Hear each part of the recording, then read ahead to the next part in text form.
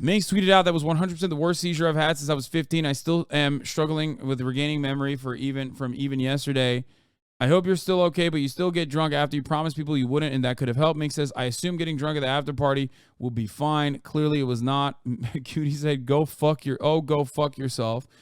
Cutie talked about this extensively on the podcast, the Fear and podcast, if you guys are unfamiliar, where she talked about the after party that she had set up and like how much money she put down for the after party that she had set up, and basically gave a recap. Okay. Here it is. Basically gave a recap of everything that happened, what her low light highlights were. And then we just basically talked about, Kaide's response and what happened to Kaide.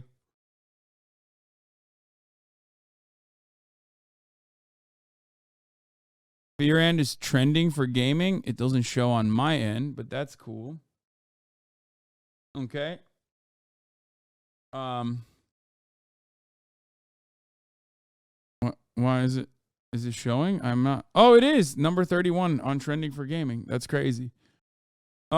Anyway, so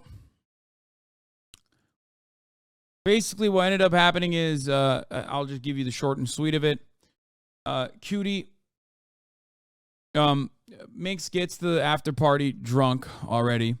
Gets progressively more drunk at the after party after she promised Cutie that she wouldn't get drunk.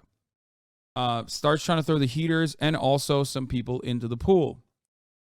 Minx is becoming such a problem in the after party that security tries to escort her out. She then tries to go limp to make herself, harder to carry out. And then she's laying outside. It becomes a commotion, a scene. There were plenty of other problems with the house too. Ultimately, first responders are called onto the scene.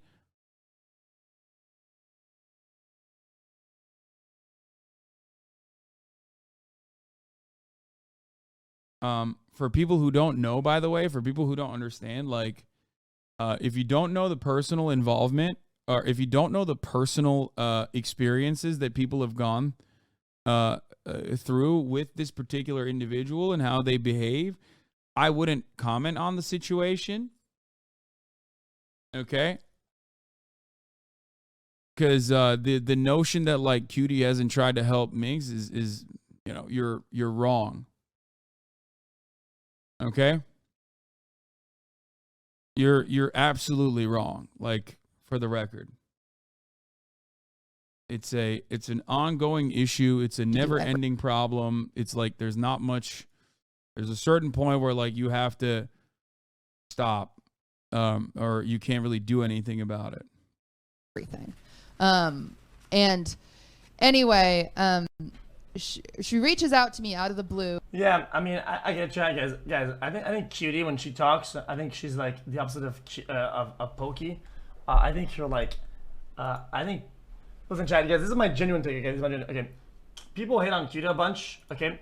And I get why, but a lot of times, she'll speak and she'll say some true shit, some actual true shit. Yeah, sure. He's gonna say Cutie doesn't hold back at all when she speaks, and doesn't do any doesn't think about how what she is saying is going to come across. And he just, she doesn't filter it at all. And it's true. But deep down inside, or not even deep down inside, but in her personal,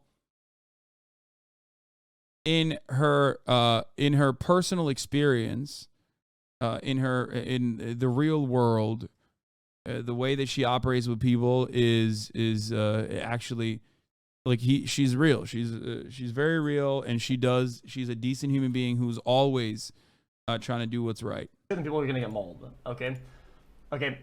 You say she's being an asshole. Okay. This is my perspective, and I said this a little bit. Okay.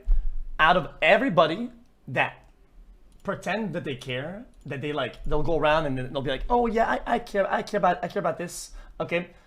She's in a very small pool of people. I guess one of three that genuinely cared and tried for Minx. Okay, I will fucking listen. I will go on a limb and fucking say it. Okay, and if you to do everything. Yeah, like she I know that she's not like she's not PRing it up. No filter is better than no decency, but worse than just good filter in my opinion. Cutie's obviously great and trying hard. Yeah. I think people just like simply don't understand that. And they basically hyper focus on like the way she comes across. So that's it. But yeah, these two people have been friends for a very long time, and I know that like Cutie has done a lot. The idea that like people have zero empathy for addicts. I'm not even gonna pull up that fucking community member with the QRT, but like it's not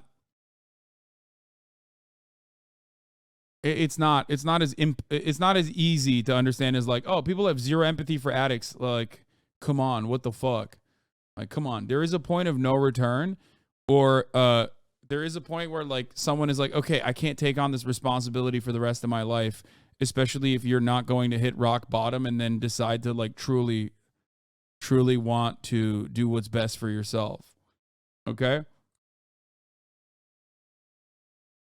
You know what I mean?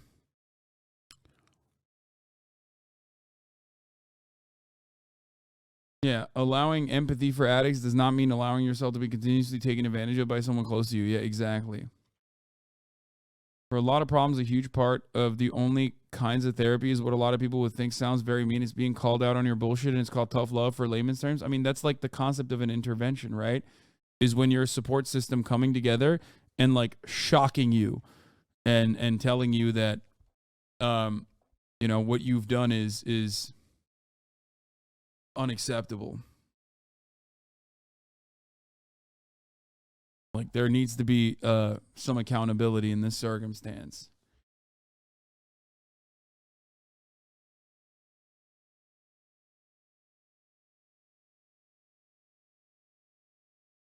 All right.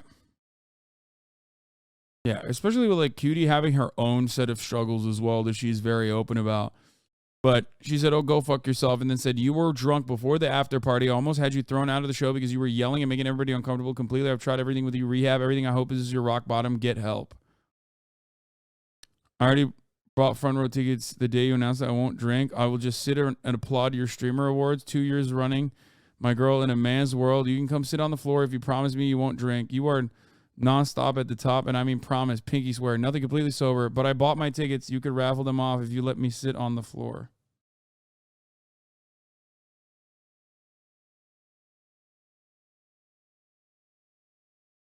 She says, send me an invoice for the after party. I'm sorry. And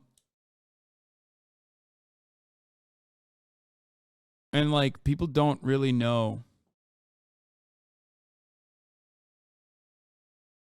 And by the way, addiction and recovery is a journey that is like very unique and left up to the individual. So everyone is going to do the same thing that I was talking about before, where they basically rush to their own personal experiences, whether they have, people who have recovered from addictions in their lives or their own personal experiences with recovery. Okay. So, again, it's very, very difficult to discern from the outside. You will not understand. You have no clue. You don't know how long it's taken, what it's taken out of the person. It's a lifelong journey in general. Okay. Regardless.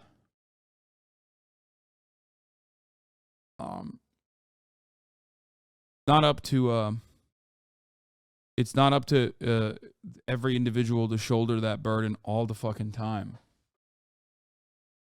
Okay?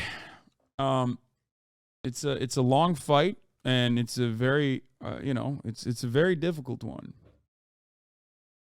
And it's a lifelong struggle. That is the one universal factor. Actually, even that's not universal, but usually it's a lifelong struggle, okay?